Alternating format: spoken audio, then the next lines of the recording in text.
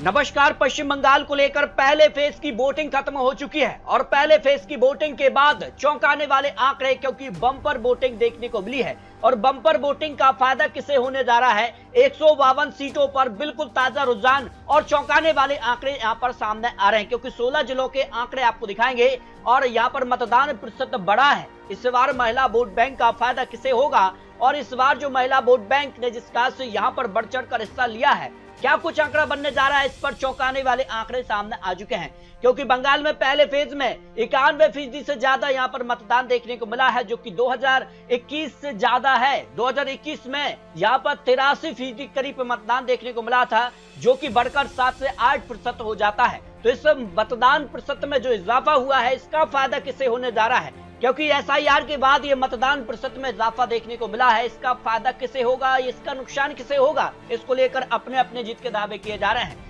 लेकिन पहले फेज को लेकर बात की जाए तो 2021 के भी आंकड़े आपको दिखा दें तो यहाँ पर जो है 152 सीटों में से टीएमसी ने 92 सीटें और बीजेपी ने यहाँ 59 सीटें और अन्य पार्टी ने 1 सीट पर जीत हासिल की थी। लेकिन इस बार कितना कुछ बदलाव देखने को मिल सकता है, क्योंकि दूसरा चरण तो टीएमसी के पक्ष में रहा था 2021 में, तो पहला फेज ही तय करेगा भारतीय जनता पार्टी क्या वापसी करेगी या नहीं। इसको लेकर चौंकाने वाले आंकड़े सामने आ चुके हैं, क्योंकि भारतीय जनता पार्टी की अब तक बंगाल में सरकार नहीं बनी है।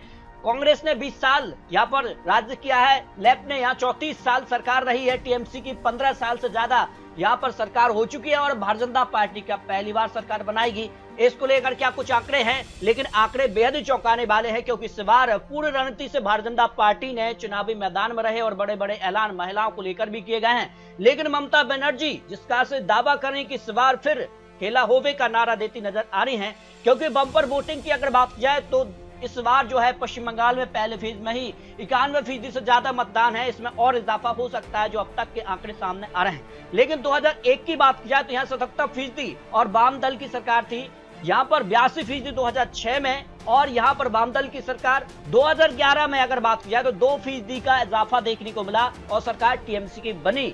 और यहाँ अगर बात की जाए तो यहाँ पर 2016 में भी यहाँ 82% मतदान के साथ टीएमसी की सरकार रही और 2021 में 81% और टीएमसी की सरकार। लेकिन इस बार तो यहाँ पर बात किया तो इजाफा ज्यादा हुआ है। इसके बाद क्या कुछ आंकड़ा मिलने जा रहा है, इस पर चौंकाने वाले आंकड़े यहाँ पर सामने आ रहे हैं। 2024 लोकसभा के आंकड़ों में बात किया तो टीएमसी ने यहाँ पर महिला वोट बैंक में यहाँ पर 53% महिला वोट बैंक टीएमसी के पक्ष में था, तो यहाँ भारतीय जनता पार्टी को 33 थी। लेकिन इस बार भारतीय जनता पार्टी ने 3000 रुपए महिला प्लस बेरोजगार को लेकर बड़ा ऐलान किया है, तो इसका कितना फायदा मिलने जा रहा है, इसको लेकर आपको हर एक यहाँ पर जिले के चौंकाने वाले आंकड़े सामने आ रहे हैं। तो शुरुआत करते बीरभूम की 11 सीटों को लेकर।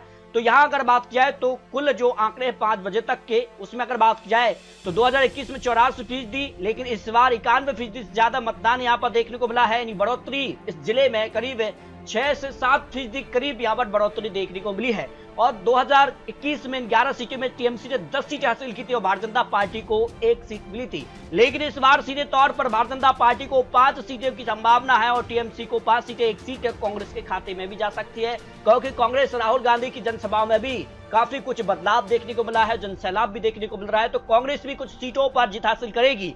लेकिन इसका नुकसान टीएमसी को क्या होगा, इसको लेकर भी आपको महत्वपूर्ण आंकड़े दिखाने जा रहे हैं।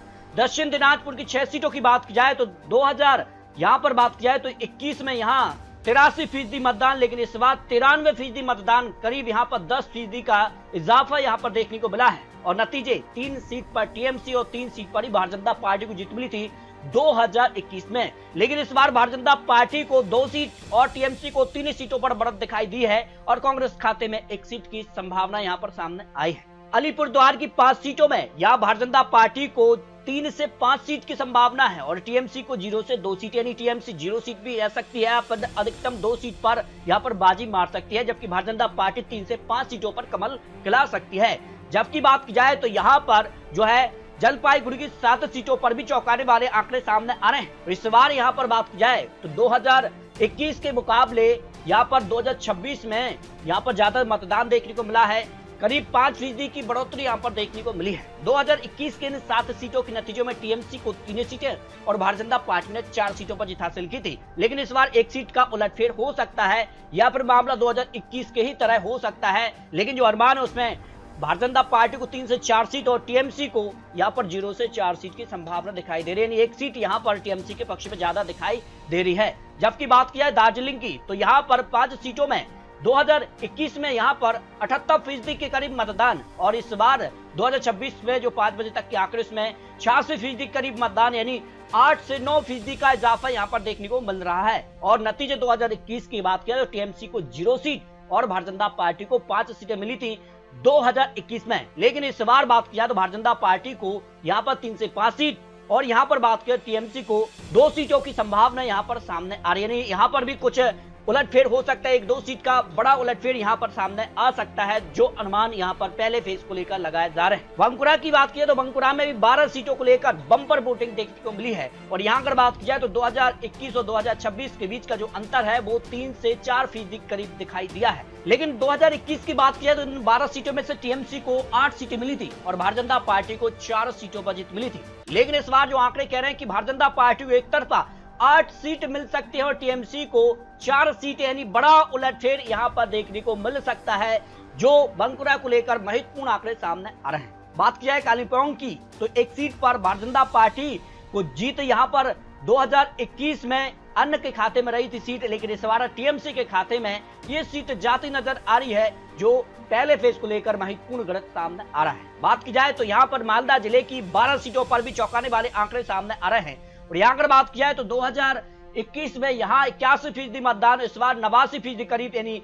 8 से 9% की बढ़ोतरी यहाँ पर देखने को मिल रही है और उसका फायदा भारतीय जनता पार्टी के पक्ष में दिखाई दे रहा है। 2021 में टीएमसी को 8 सीटें मिली थी, लेकिन इस बार जो है बड़ा उलटफेर है, टीएमसी 4 सीट और भारतीय जनता पार्टी 8 सीट, यानी उलटफेर यहाँ पर देखने को मिल रहा है, जो मालदा जिले को लेकर महत्वपूर्ण आंकड़े बन सकते हैं, जो अनुमान यहाँ पर सामने आ रहा है। मुर्शिदाबाद की बात की जाए तो मुर्शिदाबाद को लेकर भी चौंकाने वाले आंकड़े सामने आ रहे हैं। यहाँ 22 सीटों के आंकड़े चौंकाने वाले हैं, क्योंकि 2021 में यहाँ 81% मतदान, लेकिन इस बार 2026 के जो आंकड़े उसमें 91% से ज्यादा मतदान, 9 से 10% की इजाफा, यानी मतदान प्रतिशत में इजाफा है। और फायदा यहाँ पर किसको हो रहा है? देखिए अगर बात किया तो टीएमसी ने 20 सीटों पर जीत हासिल की थी 2021 में, इन 22 सीटों में से भारतीय जनता पार्टी को 2 सीटों पर जीत मिली थी, जबकि इस बार भारतीय जनता पार्टी यहाँ पर 2 से 4 सीटों पर पहुंच रही है और टीएमसी को करीब 15 सीटें और कांग्रेस भी अपना खाता खोल सकती है 2 सीटों पर, जो महत्वपूर्ण आंकड़े सामने आ रहे हैं। बात किया झारग्राम को लेकर तो झारग्राम में भी इस बार मतदान प्रतिशत में करीब है 5% की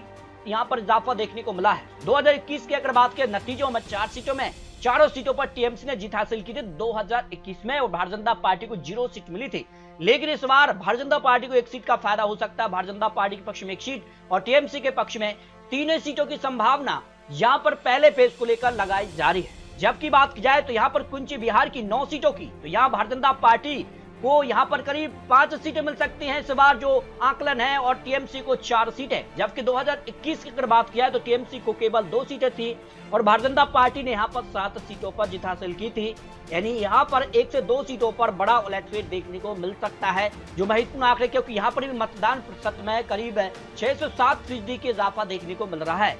जबकि बात किया है तो उत्तर दिनाजपुर की 9 सीटों को लेकर भी बम्पर वोटिंग यहाँ पर देखने को मिली है और इसका फायदा किसे होने जा रहा है? आंकड़े कहते हैं कि भारतीय जनता पार्टी को 5 सीटें मिल सकती है, टीएमसी को 3 सीटें और कांग्रेस के खाते में भी 1 सीट यहां पर जा सकती है, जो उत्तर दिनाजपुर को लेकर पहले फेज में बम्पर वोटिंग देखने को मिली है। जबकि पूर्व मेदिनीपुर की 16 सीटें भी निर्णायक हो जाती हैं पहले फेज में अगर बात किया है तो यहाँ पर जो है भारतीय जनता पार्टी यहाँ पर भी 9 सीटों पर आगे नजर आई है और टीएमसी को 6 सीटें, कांग्रेस के खाते में भी 1 सीट पर जिसकी संभावना यहाँ पर पूर्व मेदिनीपुर को लेकर लगाई जा रही है। पश्चिम मेदिनीपुर की 15 सीटें भी निर्णायक और भारतीय जनता पार्टी यहाँ पर भी 8 सीटों पर बढ़त दिखाई दी है और टीएमसी खाते में 7 सीटें और कांग्रेस के खाते में यहाँ पर 0 सीट की संभावना दिखाई दी है, यानी यहाँ पर भी पहले फेज को लेकर यहाँ पर भारतीय जनता पार्टी आगे नजर आ रही है। पुरुलिया जिले की 9 सीटों की बात किया तो यहाँ भारतीय जनता पार्टी को 3 सीटें, जबकि टीएमसी खाते में 5 सीटें और कांग्रेस खाते में 1 सीट पर जीत की संभावना, जो आंकलन यहाँ पर सामने आ रहे हैं। पश्चिम बर्धमान की 9 सीटों में बात किया तो भारतीय जनता पार्टी 5 सीटों पर बढ़त देखने को मिल सकती है,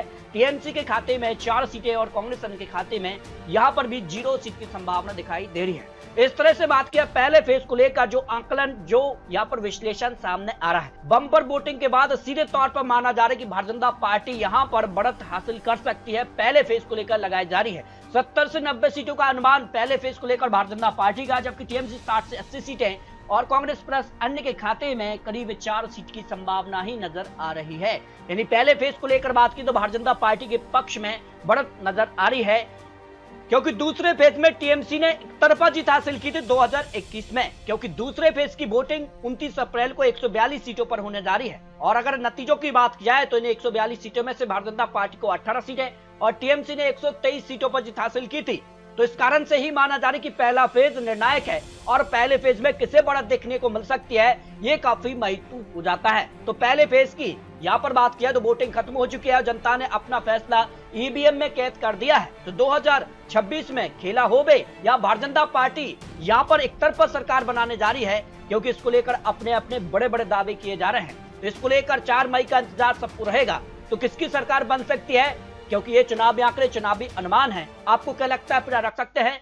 मिलते हैं दूसरे पेज को लेकर महत्वपूर्ण आंकड़ों के साथ, तब तक ले जय हिंद जय भारत।